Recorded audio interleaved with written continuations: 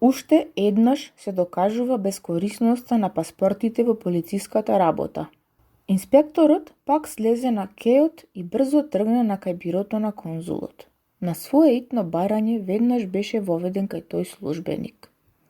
Господин конзуле, му рече без никаков друг увид, имам црсти претпоставки да верувам дека нашиот човек се наоѓа на Монголија. И Фикс раскажа што се случи меѓу оној слуга и него во врска со паспортот. Добро, господине Фикс, одговори конзулот. Нема да ми пречи да го видам лицето на тој никаквец. Но може би тој нема да дојде во моево биро ако е она што препоставувате вие. Крадецот не сака да остави траги зад себе, а освен тоа, формалноста со паспортите веќе не е задолжителна. Господине конзуле, рече агентот, ако тој човек е храбар како што без друго го сметаат, ќе дојде. За да го визира својот паспорт? Да, паспортите секогаш служат само за да им пречат на честните луѓе и да им го леснуваат бегството на никаквеците. Ви тврдам дека неговиот паспорт ќе биде исправен, но се надевам дека нема да му го визирате. А зошто не? Рече конзулот. Ако паспортот е исправен, немам право да одбијам да му ставам виза. Но господине конзуле, јас морам да го задржам овде тој човек се додека не добијам од Лондон налог за апсење. А господине Фикс, тоа си е ваша работа, одговори конзулот, но јас не би можел... Конзулот не ја заврши реченицата. Во тој момент некој тропна на вратата од неговиот кабинет. И канцеларискиот момок воведе двајца странци, од кои едниот беше токму оној слуга што разговараше со детективот. Тоа навистина беа господар и слуга. Господарот го подаде својот паспорт, замолувајќи го кратко конзулот да повели да ја стави на него својата виза. Овој го зеде паспортот и го прочита внимателно, додека Фикс, стоејќи во еден агол на кабинетот, го наблюдуваше или поскоро го голташе со поглед странецот. Кога конзулот го заврши читањето, праша: Вие сте благородниот господин Филеас Фок? Да, господине, одговори джентлменот. А овој човек е ваш слуга? Да, французин наречен Паспарту. Доаѓате од Лондон? Да. А каде одите? За Бомбај. Добро, господине. Вие знаете дека оваа формалност со визата не е потребна и дека веќе не бараме да се покажува паспорт? Го знам тоа, господине, одговори Филеас Фок. Но сакам со вашата виза да го потврдам своето минување низ Суец. Добро, господине. И конзулот се потпише на паспортот и го стави датумот и својот печат. Господин Фок ги плати таксите за визата и откако поздрави ладно, излезе придружен од својот слуга. Па, праша инспекторот. Па, изгледа како совршено чесен човек, одговори конзулот. Можно е, рече Фикс, но воопшто не е таков. Не мислите ли, господин конзуле, дека овој флегматичен джентлмен изгледа исто како крадецот чиј опис го добив? Се согласувам со тоа, но вие знаете дека сите описи... Јас ќе ја расчистам работата, одговори Фикс. Слугата ми изгледа помалку загадочен од господарот. Освен тоа, французин е и не ќе може да се воздржи да зборува. До гледање, господин конзуле. Откако го рече ова, агентот излезе и почна да го бара паспорту. Во меѓувреме господин Фок, излегувајќи од зградата на конзулатот, се упати на кај кеот. Таму му издаде неколку наредби на својот слуга. Потоа се качи на еден чамец, се врати на Монголија и влезе во својата кабина. Тогаш го зеде својот нотес во кој беа внесени следниве забелешки. Заминал од Лондон во среда, 2 октомври, во 8 часот и 45 минути наутро. Заминал од Париз во четврток, во 8 часот и 40 минути. Пристигнал преку Монсени во Торино во петок, 4 октомври во 6 часот и 35 минути наутро. Заминал од Торино во петок, во 7 часот и 20 минути. Пристигнал во Бриндизи во сабота, 5 октомври во 4 часот попладне. Се качил на Монголија во сабота во 5 часот навечер. Пристигнал во Суец во среда, 9 октомври во 11 часот предпладне. Вкупно потрошени часови 158 половини, односно денови, 6,5. Господин Фок ги запишуваше овие податоци во еден патен план поделен на колони, кој ги покажуваше од 2 октомври до 21 декември, месецот, датумот, денот, редовното, вистинското пристигање во секое главно место. Париз, Бриндизи, Суец, Бомбај, Калкута, Сингапур, Хонг-Конг, Јокохама, Сан Франциско, Њујорк, Ливерпул, Лондон и кој овозможуваше лесно да се пресмета добиеното или загубеното време на секој дел од патот. Во тој методичен план се водеше сметка за се и господин Фок секогаш знаеше дали оди напред или доцни. Значи, тој ден, среда, 9 октомври, го забележи своето пристигање во Суец, што беше во согласност со редовното пристигање, така што немаше ни добиено ни загубено време. Потоа нареди да му го сервираат ручекот во неговата кабина. Што се однесува до разгледување на градот, на тоа не ни помисли, бидејќи беше од оној вид англичани кои ги разгледуваат со очите на своите слуги земјите низ кои што минуваат. Паспарту зборува можеби малку повеќе од колку што би требало. За неколку мига Фикс стигна на кејот и му се придружи на Паспарту кој шеташе бесцелно и разгледуваше сметајќи дека треба да види се. Па, пријателе, му рече Фикс пристапувајќи му, визиран ли е вашиот паспорт? А, тоа сте вие, господине, одговори французинот. Многу сум ви благодарен, се ни е совршено уредно. И сега го разгледувате крајов? Да, но ние одиме толку брзо, што ми се чини дека патувам во сон. И сега сме значи во Суец. Во Суец. Во Египет? Токму во Египет. И во Африка? Во Африка. Во Африка, повтори Паспарту. Не можам да верувам во тоа. Замислете си, господине. Јас мислев дека нема да одиме подалеку од Париз. А тој прочуен главен град го гледав само од 7 часот и 20 минути наутро до 8 часот и 40 минути, меѓу Северната железничка станица и Лионската железничка станица, низ прозорците на еден фијакер, и тоа по силен дожд. Жал ми е поради тоа, сакав пак да ги видам Перла 6 и циркусот на Елисејските полиња. Значи вие многу брзате, праша полицискиот инспектор. Јас не, ама мојот господар. Ах, да, треба да купам чорапи и кошули. Тргнавме без багаж, само со една ноќна торба. Ке ве одведам во едена продавница, каде што ќе најдете се што ви треба. Господине, рече Паспарту, навистина сте љубезен. И обајцата тргнаа. Паспарту непрестајно зборуваше. Особено морам да внимавам да не го пропуштам бродот, рече тој. Имате време, одговори Фикс. Одва е пладне. Паспарту го извади својот голем часовник. Пладне, рече тој. Никако, сега е 9 часот и 52 минути. Вашиот часовник доцни, рече Фикс. Мојот часовник? Тоа е семеен часовник што останал од мојот прадедо. Не отстапува точното време ни по 5 минути годишно. Тоа е вистински хронометар. Знам во што е работата, одговори Фикс. Вие сте се задржали на лондонското време кое доцни околу 2 часа зад суетското. Треба да си одотерувате часовникот според времето во секоја земја. Јас, да го чепкам својот часовник, извика Паспарту. Никогаш. Па добро, тогаш веќе нема да биде во согласно со сонцето. Толку полошо за сонцето, господине. Тоа ќе биде неточно. И доброто момче си го врати со гордост часовникот во пазуварката. Неколку мига подоцна Фикс му рече. Значи Лондон го напуштивте на брзина? Токму така. Минатата среда, спротивно на сите своји навики, господин Фок се врати од својот клуб во 8 часот вечерта, а 15 минути подоцна заминавме. Но каде оди вашиот господар? Секогаш напред, патува околу светот.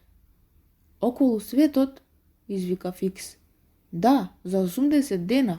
Вели дека се обложил, но меѓу нас речено јас не верувам ништо. Тоа би било безумно, има нешто друго. Ах, тој господин Фок е некој чудак. И јас мислам така. Значи богат е. Очигледно, со себе носи добра сума пари во сосем нови банкноти и не ги штеди парите по патот. Ете, му вети величествена награда на машинистот на Монголија ако стигнеме порано во Бомбај. А одамна ли го познавате својот господар? Јас, одговори Паспарту. Јас влегов во служба кај него дента кога тргнавме на пат. Лесно можете да си замислите каков ефект без друго предизвикаа овие одговори во веќе разразнатиот дух на полицискиот инспектор. Тоа нагло заминување од Лондон кратко време по грабежот, она голема сума пари што ги носеше, тоа брзање да стигне во далечните земји, тој изговор за некој чуден облог, сето тоа ги потврдуваше и мораше да ги потврди предпоставките на Фикс. Тој го наведе французинот да зборува уште и се увери дека тоа момче воопшто не го познаваше својот господар, дека овој живееше осамено во Лондон, дека го сметаат за богат, без да знаат од каде потекнува неговото богатство, дека беше непристапен човек и така натаму.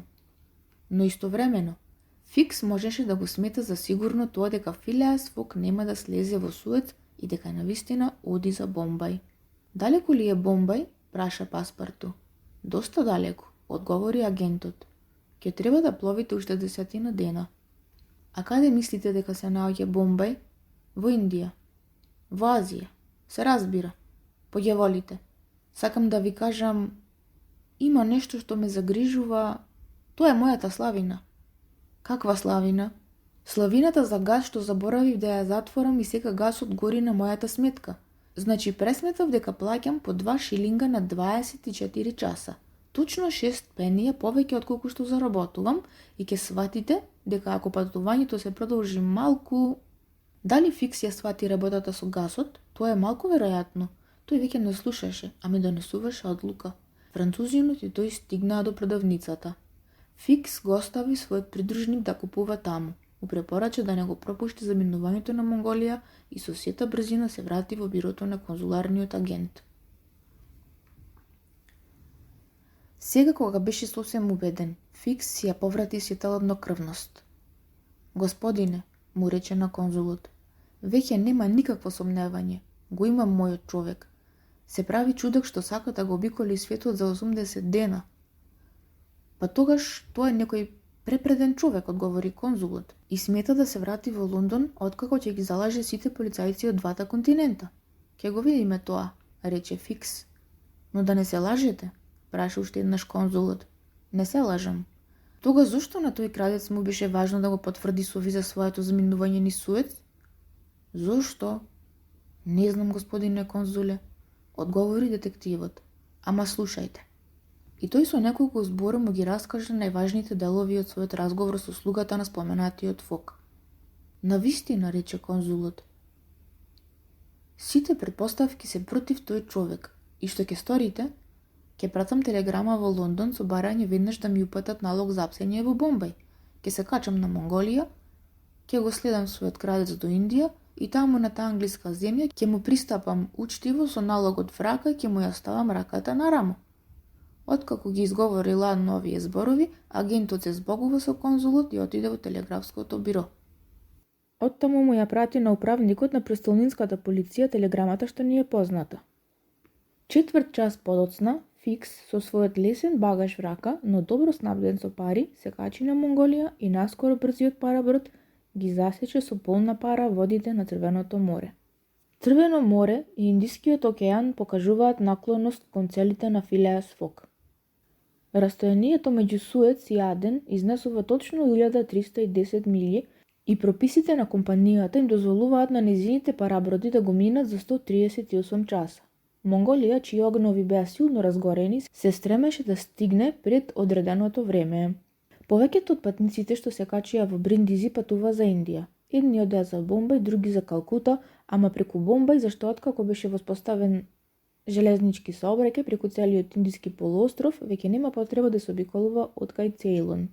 Меѓу патниците на Монголија имаше разни цивилни чиновници и офицери од сите чинови. Некои од нив и припаѓа на британската редовна војска, други командуваа со доморонните сипајски трупи, а сите беа добро платени, дури и сега, кога владата ги презеде правата и обврските на некогашната индиска компанија. Подпоручниците по 7.000 франци, бригадирите по 60.000, генералите по 100.000. Значи на Монголија се живееше добро во тоа друштво на чиновници, меѓу кои беа измешани неколку млади англичани кои со по 1 милион во џебот одеа во далечните краишта за да основаат трговски агенции. Пурсерот, доверлив човек на компанијата, равноправен со капетанот на бродот, се расфрлаше со раскош. За појадок наутро, за ручек во 2 часот, за ужина во 5,5 часот и за вечера во 8 часот, масите се свиваа под чиниите со свежо месо и со други јадења, снабдени од месарницата и од кујната на парабродот. Патничките ги имаше неколку, ја менуваа тоалетата 2 пати дневно. Свиреше музика, дури се танцуваше кога морето го дозволуваше тоа. Но Црвено море е мошне каприциозно и многу често бурно, како што се сите тесни долги заливи. Кога дуваше ветар, било од кај азискиот или од кај африканскиот брег, Монголија долг брод со Елиса, зафатена од страна, страшно се нишаше. Тогаш дамите исчезнуваа, пијаното мокнуваше, песната и играта престануваа истовремено. Меѓутоа и покрај ветрот и бурата, туркан од својата моќна машина, парабродот јуреше без задоцнување на кај протокот Бабел Мандеб. Што правеше Филеас Фок за тоа време, човек би помислил дека е непрестајно вознемирен и загрижен, дека размислува за промените на ветрот што го забавуваа движењето на бродот, за разуздените движења на брановите што можеа да предизвикаат оштетување на машината. И најпосле, за сите можни незгоди што би можеле да ја принудат Монголија да се задржи во некое пристаниште и да го забават неговото патување. Никако, или ако тој джентлмен и најмалку помислуваше на тие можности, не дозволуваше да се забележи ништо од тоа. И натаму остана ладнокрвен човек, непоголеблив член на реформ клубот, кого никаков случај или настан не можеше да го изненади. Не изгледаше повозбуден од бродските хронометри. Ретко го гледа на палубата, не беше многу заинтересиран да го наблюдува Црвеното море, толку богато со спомени, тоа место на кое што се одиграле првите сцени од историјата на човештвото. Не излегуваше да ги гледа интересните градови што беа посеани по бреговите и чии живописни контури се очертуваа напати на хоризонтот. Не мислеше дури ни на опасностите на Арабискиот залив, за кои античките историчари Страбон, Ариен, Артемидор и Едризи секогаш зборувале со страв и во кој некогашните морепловци никогаш не се осмелувале да навлезат без да положат жртви за искупување посветени на нивното патување. Па што правеше тој чудак затворен во Монголија? Прво јадеше 4 пати дневно и ни татнежите ни нишањето не можеа да нарушат една толку извонредно составена машина. Потоа играше вист. Да, најде партнери што беа страстни исто како него. Еден даночник што одеше на своето работно место во Гоа, еден министер, пречесниот Децимус Смит кој се враќаше во Бомбај и еден бригаден генерал на англиската војска што одеше да му се приклучи на својот корпус во Бенарес. Тие тројца патници ја имаа истата страст за вистот како господин Фок и играа со часови, молчаливи исто како него. Што се однесува до Паспарту, морската болест немаше никакво влијание врз него. Имаше кабина на предниот дел од бродот и јадеше исто така совесно. Треба да кажеме дека тоа патување под такви услови воопшто не му беше непријатно. Се имаше помирено со судбината. Добро се хранеше, имаше добар стан, гледаше разни земји и впрочем се уверуваше самиот себе дека целата таа фантазија ќе заврши во Бомбај. Утредента по заминувањето од Суец на 10 октомври со известно задоволство го сретна на палубата услужливиот човек кому му се обрати кога слезе во Египет. Не се лажам, рече тој пристапувајќи му со пријатна насмевка. Тоа сте навистина вие, господине, што ми бевте толку љубезен водач во Суец? Навистина, одговори детективот. Ве познавам. Вие сте слугата на оној чуден англичанец. Точно, господине Фикс. Господине Фикс, рече Паспарту. Мило ми е што ве најдов на бродов. А каде одите? Па за Бомбај, исто како и вие. Тоа е прекрасно. Дали веќе сте патувале на таа релација? Повеќе пати, одговори Фикс. Јас сум агент на полуостровската компанија. Па тогаш ја знаете Индија? Па да, одговори Фикс, кој не сакаше премногу да се заплеткува. А дали е интересна таа Индија? Многу интересна. Џамии, минариња, храмови, факири, пагоди, тигри, змии, бајадери. Но се надевам дека ќе имате време да ја разгледате таа земја? И јас се надевам, господине Фикс. Вие сигурно сваќате дека еден човек со здрав разум не може да го помине животот скокајќи од брод на железница и од железница на брод под изговор дека патува околу светот за 80 дена. Не. Целата таа гимнастика ќе престане во Бомбај, бидете сигурен во тоа. А господин Фок добро ли се чувствува? Праша Фикс со најприроден глас. Многу добро, господине Фикс. Впрочем, и јас исто така. Јадам како најголем гладник. Тоа е поради морскиот воздух.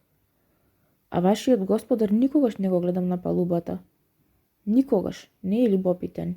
Знаете ли, господине Паспарту, дека тоа божебно патување околу светот за 80 дена би можело да крие некоја тајна мисија?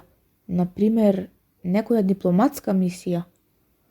Жи ми вере, господине Фикс, јас не знам ништо за тоа, си признавам, а освен тоа, не давам ни 5 пари за да дознаам. По таа средба, Паспарту и Фикс често разговараа. Полицискиот инспектор сакаше да се зближи со слугата на господин Фок. Тоа можеше да му послужи во некој случај.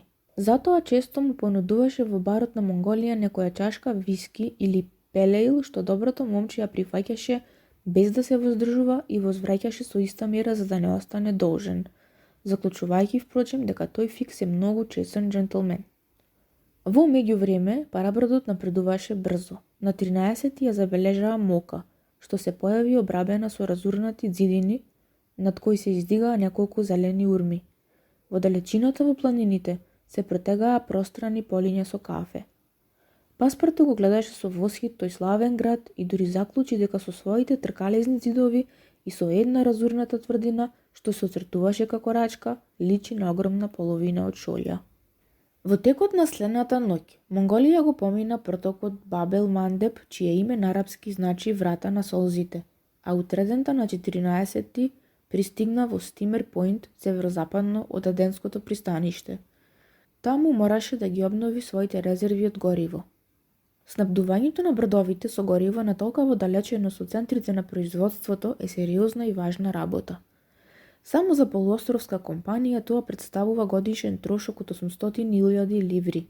Навистина требаше да се основаат складови во повеќе пристаништа, а во тие далечни мориња 1 тон јаглен чини 80 франци. Монголија требаше да помине уште 1650 мили за да стигне во Бомбај и мораше да се задржи 4 часа во Стимер Поинт за да ги наполни своите магазини. Но тоа задоцнување никако не можеше да и наштети на програмата на Филеас Фок. Тоа беше предвидено. Впрочем, Монголија место да пристигне во Аден дури на 15 октомври наутро, стигна на 14 вечерта. Тоа беше добивка од 15 часа. Господин Фок и неговиот слуга слегува на копното. Джентлменот сакаше да го визира својот паспорт. Фикс ги следеше незабележано. Откако ја заврши формалноста околу визата, Филеас Фок се врати на бродот за да ја продолжи прекинатата партија. А пак Паспарту, според својот обичај, се прошета низ толпата сомалијци, банјани, парси, евреи, арапи и европејци, што ги сочинуваат 25.000 жители на Аден. Им се восхитуваше на тврдините кои го прават тој град Гибралтар на Индискиот океан и на величествените резервоари над кои се уште работе англиските инженери 2000 години по инженерите на крал Соломон. Мош не интересно, си велеше Паспарту враќајќи се на бродот. Забележувам дека не е бескорисно човек да патува ако сака да види нешто ново. Во 6 часот вечерта, Монголија веќе ги удираше со перките на својата елиса водите на Аденското пристаниште и наскоро јурна по Индискиот океан. И беа одредени 168 часа да го помине растојанието меѓу Аден и Бомбај. Впрочем, Индискиот океан и беше наклонет, дуваше северозападен ветар, платното й дојдоа на помош на парата. Бродот беше подобро заштитен и се нишеше помалку. Патничките пак се појавија на палубата во свежето лета. Пак започнаа песните и игрите. Значи, патувањето се одбиваше во најдобри услови. Паспарту беше одушевен од пријатниот сопатник што му го даде случајот во личноста на Фикс. Во неделата, на 20 октомври, кон Пладне го надзреа Индискиот брег. 2 часа подоцна пилотот се качи на палубата на Монголија. На хоризонтот, на работ на небото, хармонично се оцртуваа ритчиња. Наскоро живо се распознаа редиците палми што го покриваа градот. Парабродот навлезе во на пристаниште што го формираат островите Салцет, Колаба, Елефанта и Бачер и во 4,5 часот пристигна крај кеовите на Бомбај. Тогаш Филеас Фок го завршуваше 33-тиот робер од тој ден и тој и неговиот партнер, благодарејќи на смелата маневра, собраа 13 штиха и го завршија тогбаво патување со еден прекрасен шелем. Монголија требаше да пристигне во Бомбај на 22 октомври, а пристигна на 20. Значи, од тргнувањето од Лондон беа добиени 2 дена, што Филеас Фок уредно ги запиша во својот патен план во колоната за добивки. Паспарту е мош несреќен поради тоа што помина само со губење на чевлите. Сите знаат дека Индија, тој голем превртен триаголник, чија основа е на север, а врвот на југ, зафаќа површина од 1.400.000 квадратни милји, на која е неравномерно распоредено население од 180 милиони жители. Британската влада ја држи власта над извесен дел од таа огромна земја. Таа има еден главен гувернер во Калкута, гувернери во Мадрас, Бомбај, Бенгал и еден намесник гувернер во Агра. Но вистинската англиска Индија има површина од само 700.000 квадратни милји и население од 100 до 110 милиони жители.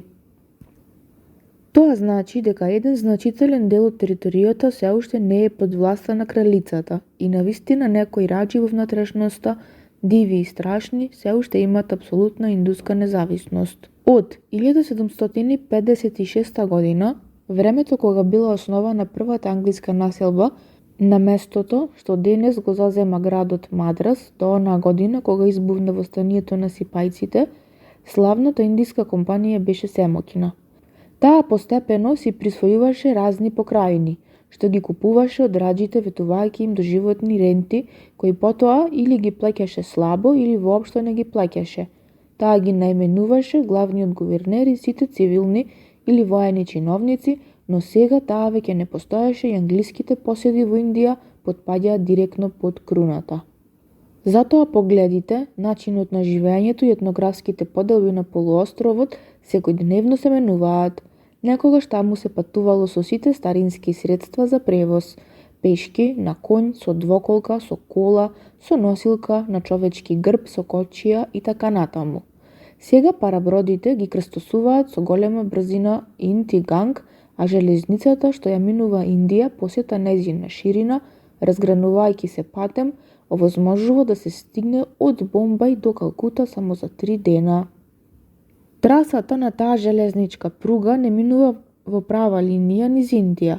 Растојанието во права линија изнесува само 1000 до 1100 милји и возовите, движејќи се само со просечна брзина, би го поминувале за помалку од 3 дена, но тоа растојание е зголемено најмалку за 1/3 со лакотот, што го прави железницата искачувајќи се дури до Алхабад на север на полуостровот. Еве ја во главни црти линијата на големите точки на големата индиска полуостровска железница. Напуштајќи го Бомбајскиот остров, минува преку Салцет, излегува на копното спроти Танах, го минува венецот на западните Гати, свртува нагло на северозапад до Бурханпур, ја сече речиси независната територија Бунделкунд, се искачува до Алахабад, свртува на исток, допира до Ганг кај Бенарес, се оддалечува полека од него и слегувајќи на југоисток преку Бардаман и францускиот град Чандернагор завршува во Калкута.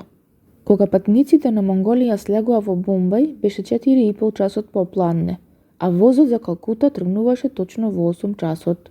Значи господин Фок се збогува со своите партнери, го напушти парабродот, му ги кажа на својот слуга подробностите за она што требаше да го купи, строго му нареди да се најде на станицата пред 8 часот и со своите равномерни чекори што ги одмеруваа секундите како клатното на некој астрономски часовник, се упати накај паспортното биро. Така, значи, тој не ни помислуваше да види ништо од прелестите на Бомбај. Ни општинската зграда, ни величествената библиотека, ни тврдините, ни доковите, ни пазарот за памук, ни продавниците, ни џамиите, ни синагогите, ни ерменските цркви, ни прекрасната пагода Малебар Хил, украсена со 2 повеќаголни кули.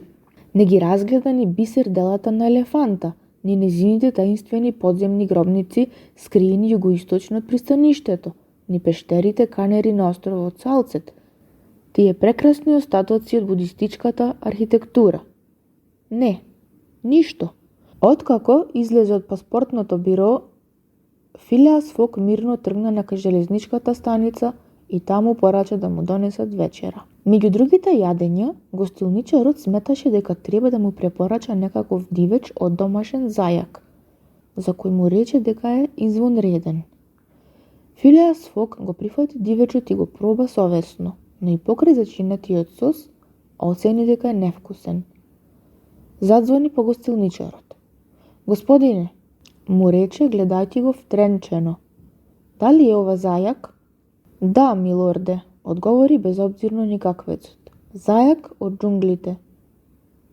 А да не мјаукал тој зајак кога го убивале? Да, мјаукал. О, милорде, зајак. Ви се колнам. Господин гостилничару, рече ладно господин Фок. Не колнете се и запомнете го ова. Некогаш во Индија мачките биле почитувани како свети животни. Тоа било добро време. За мачките ли, милорде? Па може би за патниците? Откако ја направи оваа забелешка, господин Фок продолжи мирно да вечера. Неколку мига по господин Фок од Монголија слезе и агентот Фикс и отрча кај полицискиот управник во Бомбај. Кажа дека е детектив, со каква задача е задолжен и во каква положба се наоѓа спрема претпоставениот сторител на грабежот. Дали добиле од Лондон налог за апсење? Ништо немаа добиено. И на вистина, налогот што беше пратен по заминувањето на господин Фок се уште не можеше да пристигне. Фикс беше многу незадоволен. Бараше управникот да му издаде налог за апсење на господин Фок. Управникот одби.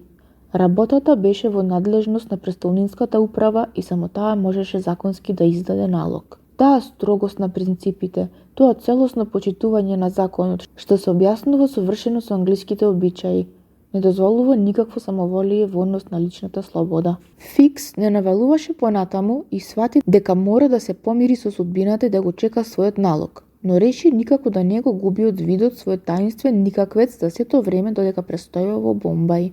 Тој не се сомневаше дека Филеас Фок ќе се задржи тука, а како што знаеме, така беше убеден и Паспарту, а тоа значеше дека ќе има доволно време да стигне налогот за апсење. Но, по последните наредби што му ги даде неговиот господар кога слезе од Монголија, Паспарту добро свати дека во Бомбај ќе остане исто колку во Суец и во Париз, дека патувањето нема да заврши тука, дека ќе продолжи најмалку до Калкута, а можеби и потаму. И почна да се прашува дали тој облок на господин Фок не беше навистина сериозен и дали судбината не му имаше одредено нему што сакаше да живее мирно да го обиколи светот за 80 дена. Во меѓувреме, откако купи неколку кошули и неколку рала чорапи, тој се прошета по улиците на Бомбај. Имаше голема навалица од народи и меѓу европејците од сите националности се гледаа персијци со шилести капи, банхајци со тркалезни турбани, синди со четвртести капи, ерменци со долги кафтани, парси со црни митри. Токму тогаш се прославуваше некој празник на тие парси или гебри, директни потомци на следбениците на Зороастр, кои се највешти, најобразовани, најинтелигентни и најсериозни од сите индуси. Племе на кое денес му припаѓаат најбогатите домородни трговци во Бомбај. Тој ден прославува еден вид верски карневал со процесии и забави во кои учествува бајадери облечени во розови превези проткаени со злато и сребро, што игра извонредно убаво и впрочем совршено пристојно придружени од звуците на виолите и тамтамите.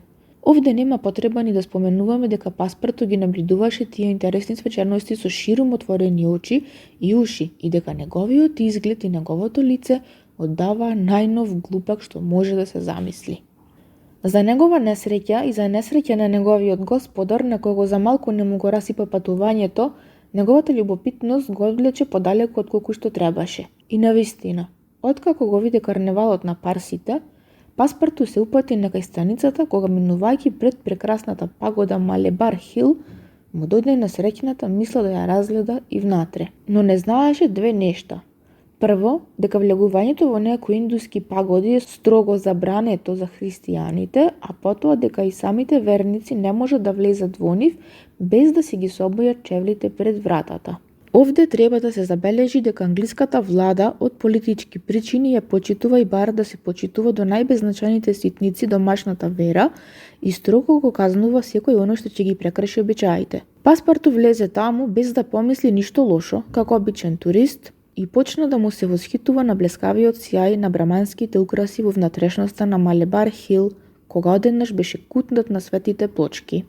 Тројца свештеници, со поглед исполнети со бес, му се нафрлија, му ги собоја чевлите и чорапите и почнаа да го дираат безмилосно, испуштајќи диви крикови. Силниот и брз французин оживеано стана. Со еден удар со тупаница и со една клоца кутна двајца од своите противници, што беа заплеткани во своите долги мантии, и со сета брзина на своите нозе јурна надвор од пагодата и наскоро го остави далеку зад себе третиот индус што се загна по него бунтнувајќи ја толпата. Во 5 минути до 8 часот, само неколку минути пред тргнувањето на возот, без капа, бос, губејќи го во метежот пакетот со купените работи, Паспарту стигна на железничката станица. Фикс беше таму, на перонот. Следејќи го господин Фок до станицата, свати дека тој никаквец ќе го напушти Бомбај. Веднаш реши да го следи до Калкута, па и подалеку ако треба. Паспарту не го виде Фикс, кој стоеше во сенка, но Фикс слушна за неговите авантури што Паспарту му ги раскажа со неколку збора на својот господар.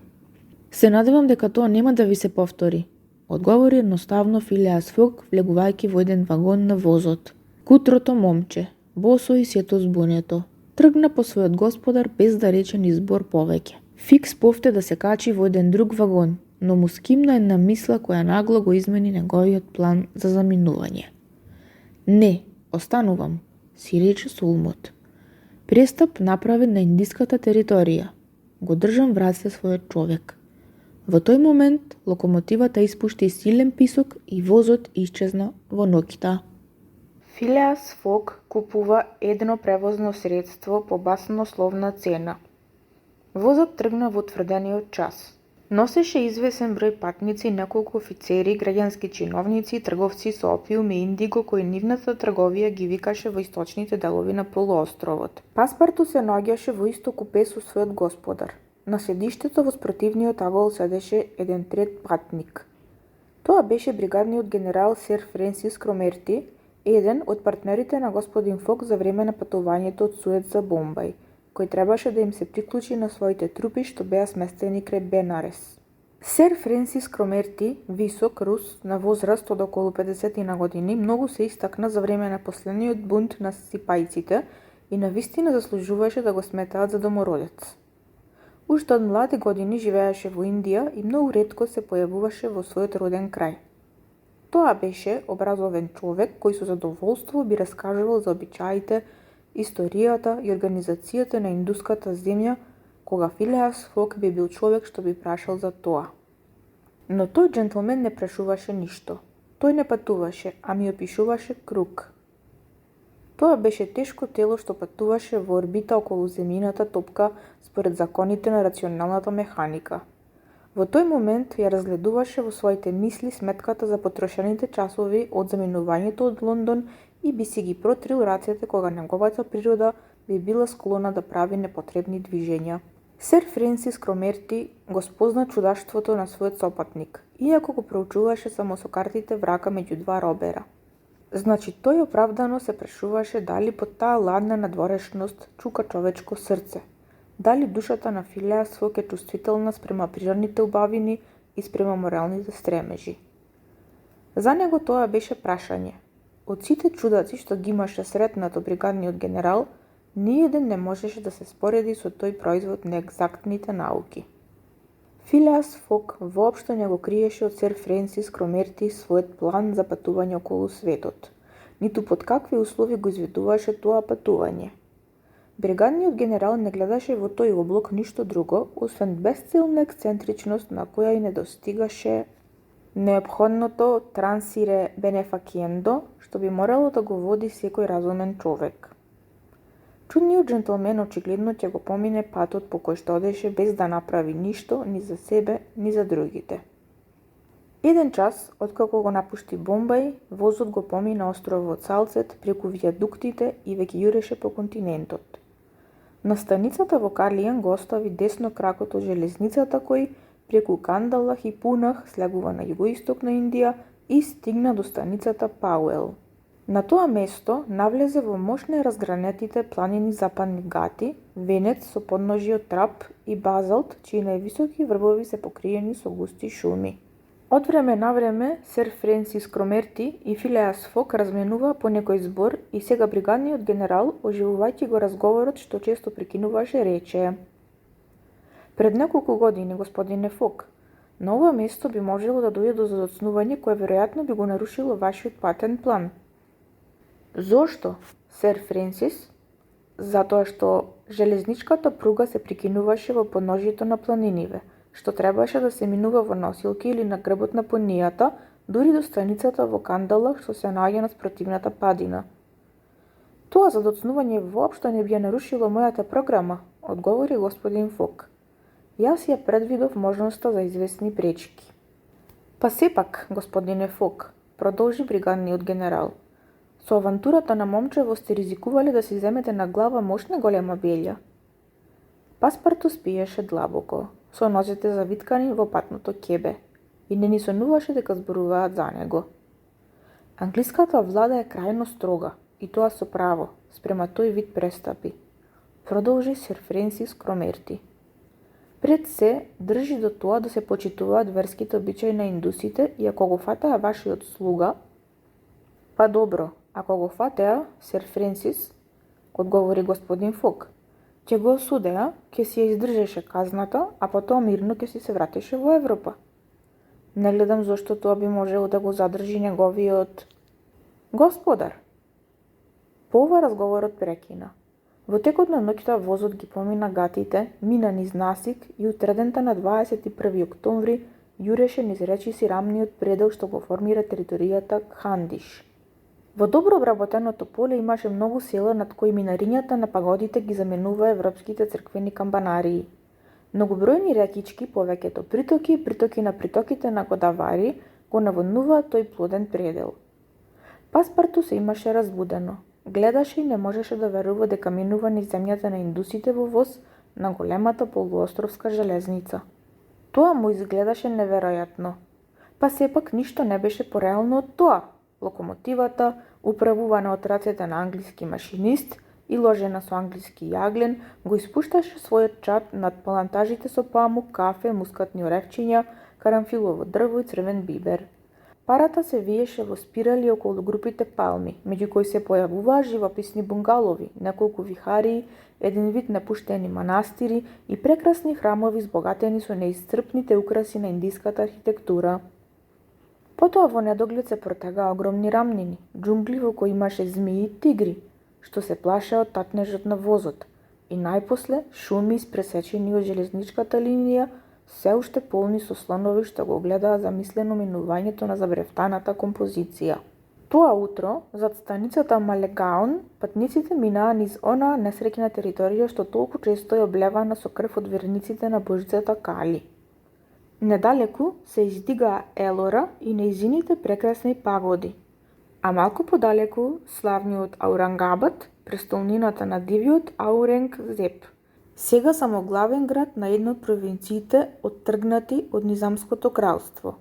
Во тој крај владееше Ферингеа, главатарот на тугите, кралот на давителите. Тие убијци, собрани во една неуловлива дружина, ги давеа во чест на божицата на смртта жртвите од сите возрасти, никогаш не пролевајќи крв. И едно време не можеше да се прекопа ниту едно место од таа почва без да се најде некој труп. Англиската влада до известна мера успеа да ги спречи тие убиства, но ужасното здружение постои денес и се уште ја врши својата работа. Во 12:30 часот возот сопри на станицата Бурханпур и Паспарт успеа да си купи за злато едно рало влечки украсени со лажни бисери, што ги обу со чувство на очигледна суета. Патниците ручаа на брзина и го продолжија патот на кај станицата Асургур, откако за миг патуваа крај брегот на Тапти, мала рекичка што се влива во Камбајскиот залив недалеку од Сурат. Треба да кажеме какви мисли го окупираа тогаш духот на Паспарту. До доаѓањето во Бомбај, тој мислеше и можеше да мисли дека работата ќе заврши таму. Но сега, кога јуреше со полна пара низ Индија, настапи пресврт во неговите мисли. Мигновено му се врати неговата природа, му се вратија фантастичните спомени на младоста, Почна да ги фаќа сериозно плановите на својот господар. Почна да верува во вистинитоста на облогот, па според тоа и во тој пат околу светот и во недолгиот временски рок што не смееше да се пречекори. Веќе почна дури и да се вознемирува поради можните доцнења, поради незгодите што може да се случат по патот. Се чувствуваше како учесник во тој облог и трепереше од помислата дека претходната вечер можеше да го расипе со својата непростлива глупост. И така, бидејќи не беше ладнокрвен како господин Фок, беше многу повознемирен од него. Ги броеше и ги пребројуваше поминатите денови, ги преколнуваше запирањата на возот и обвинуваше неговата бавност и го прекоруваше во себе господин Фок поради тоа што не му вети награда на машинистот. Доброто момче не знаеше дека она што беше можно на еден брод не беше сигурно на железницата, чија брзина е определена. Приквечер навлегува во планинските клисури на Сатпура, што ја делат територијата на Кхандиш од територијата на Бунделкунд. Утредента на 22 октомври, кога сер Френсис Кромерти праша колку е часот, Паспорту погледна на својот часовник и одговори дека е 3 часот наутро. Се уште дотеран според финичкиот меридијан, што се наоѓаше речиси 78 степени на запад, требаше да доцни на вистина доцнеше 4 часа. Сер Френсис го поправи часот што го кажа Паспорту, на кого му ја направи истата забелешка што овој веќе доби од Фикс. Се обиде да му објасни дека мора да се управува според секој нов меридијан, дека поради тоа што патува постојано на исток, тоест спроти сонцето, деновите стануваат пократки за 4 минути со секој поминат степен. На тоа беше залудно. Независно од тоа дали ја разбира или не забелешката на бригадниот генерал, тврдоглавото момче упорно остануваше на одлуката да не го поместува својот часовник кој постојано го покажуваше лондонското време. Впрочем, тоа беше невина занесеност што не можеше да наштети никому. Во 8 часот наутро, на 15 километри пред станицата Ротал, возот запре сред една пространа чистина што беше обрабена со неколку бунгалови и колиби за работници. Кондукторот на возот помина пред композицијата велејки: "Патниците слегуваат овде." Филеас Фок го погледна сер Френсис Кромерти, на кого изгледа воопшто не му беше јасно тоа запирање сред шума од тамаринди и каџури. Паспорту исто така изненаден излета на пругата и се врати речиси веднаш викајки: "Господине, веќе нема железничка пруга." "Што сакате да речете?" праша сер Френсис Кромерти. "Сакам да речам дека возот нема да продолжи." Бригадниот генерал веднаш слезе од вагонот. Филеас Фок тргна по него без да се брза. Обајцата му се обратија на кондукторот. "Каде се наоѓаме?" праша сер Френсис Кромерти. "Кај селото Колби," одговори кондукторот. "Ке се задржиме ли овде?" "Несомнено, пругата не е завршена." "Како? Не е завршена?" "Не. Треба да се изведе уште една делница од 50 милји меѓу ова место и Елахабад, каде што продолжува пругата." Меѓутоа вестниците го објавија отворањето на целата пруга. "Што да се прави, господин офицеру? Вестниците се излажале." "А вие давате билети од Бомбај до Калкута," продолжи сер Френсис Кромерти, кој почна да се гневи. "Несомнено," одговори кондукторот, "но патниците добро знаат дека мораат да се префрлат од Колби до Алахабад." Сер Френсис Кромерти беше бесен. Паспорту со задоволство ќе го убиеше кондукторот кој не беше виновен. Не се осмелуваше да го погледне својот господар. Сер Френсис рече едноставно господин Фок: "Ајде да одиме, ако сакате. Да најдеме начин како да стигнеме до Алахабад." "Господине Фок, овде се работи за задоцнување што може апсолутно да ги загрози вашите интереси." "Не, сер Френсис, тоа беше предвидено." "Што? Вие знаевте дека пругата..." "Никако. Но знаев дека порано или подоцна ќе се појави некоја пречка на мојот пат. Значи ништо не е загубено. Имам 2 дена предност и можам да ги жртвувам. Има еден параброд што тргнува од Калкута за Хонгконг на 25 на пладне. Сега 22 ќе стигнеме на време во Калкута." Немаше што да рече човек по тој одговор даден со толкова сигурност. Беше вистина дека работите на железничката пруга беа прекинати на тоа место. Весниците се како некои часовници што имаат мана да брзаат и пред време го објавија завршувањето на пругата. Повеќето патници знаеја за тој прекин на пругата и слегувајќи од возот, ги фатија сите видови превозни средства што ги имаше во селото. Палкигари на 4 тркала, коли влечени од зебуа, еден вид грбави волови, патнички коли што личеа на подвижни пагоди, носилки, понја и така натаму. И така, господин Фок и сер Френсис Кромерти, откако го пребараа целото село, се вратија без да најдат ништо. "Ќе одам пеш," рече Филеас Фок. Паспарту, кој тогаш му се придружи на својот господар, направи една значајна гримаса гледајќи ги своите прекрасни, но неотпорни влечки. За голема среќа, тој имаше најдено нешто и рече малку колебливо: "Господине, мислам дека најдов едно превозно средство." "Кое?" "Еден слон. Слон што му припаѓа на еден индиец што живее на 100 чекори од овде."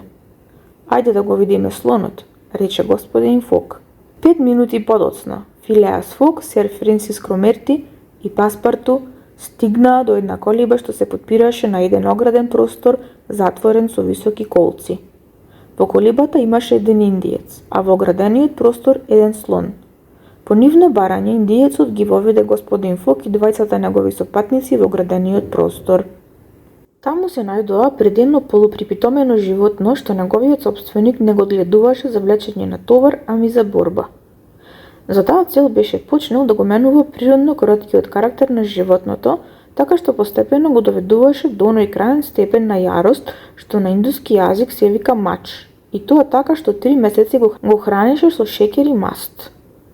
Овој начин може да изгледа непогоден за да даде таков резултат, но скротителите многу го употребуваат, и тоа со успех.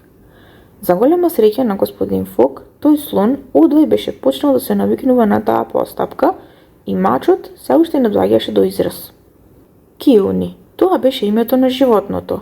Можеше, како и сите други негови сродници, долго да се движи со брз од и немајки друго превозно средство, Филеас Фок реши да го употреби. Но слоновите се скапи во Индија, каде што стануваат се поретки. Мажјаците се многу барани бидејќи само тие се погодни за циркуски борби. Тие животни ретко се размножуваат кога се припитомени, така што човек може да се снабди со нив само со ловење. Затоа ги негуваат со необична грижа и кога господин Фок го праша индиецот дали ќе сака да му го најми својот слон, тој решително одби. Фок навалуваше и понуди за животното огромна цена од 10 ливри на час. Одбивање. 20 ливри, пак одбивање.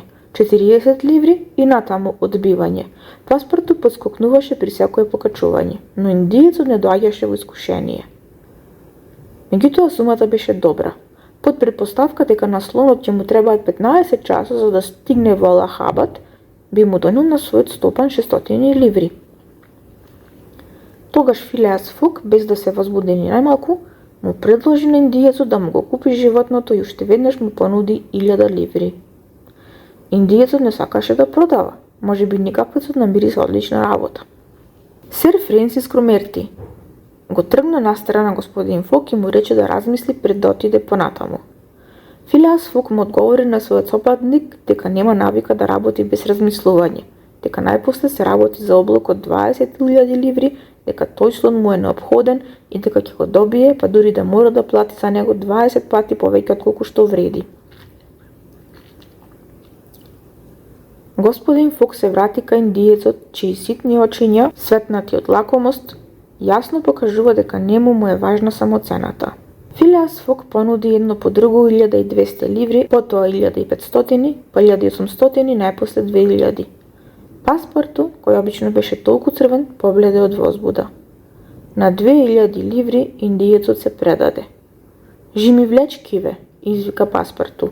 Овој му стави превисока цена на слоновското месо. Ја завршија таа работа и преостануваше само уште да најдат водач. Тоа беше полесно. Еден млад парси со интелигентно лице ги понуди своите услуги. Господин Фок прифати и му вети голема награда што можеше само да ја удвои неговата интелигенција. Го доведоа слонот и веднаш го опремија. Младиот парси совршено го познаваше занаетот на махут или водач на слонови. Тој го покри грбот на слонот со еден вид кочиешка покривка и од двете страни на неговите слабини намести по едно не многу удобно седиште. Филеас Фок му плати на индиецот со банкноти, што ги извади од познатата торба. Навистина изгледаше како да ги вади од утробата на паспортот. Потоа господин Фок му понуди на сер Френсис Кромерти да го однесе до станицата Алахабад. Бригадниот генерал прифати. Еден патник повеќе немаше да го измори джиновското животно. Во колби купија храна. Сер Френсис Кромерти седна во едното седиште, Филеас Фок во другото. Паспортот се смести на панагон на покривката меѓу својот господар и бригадниот генерал.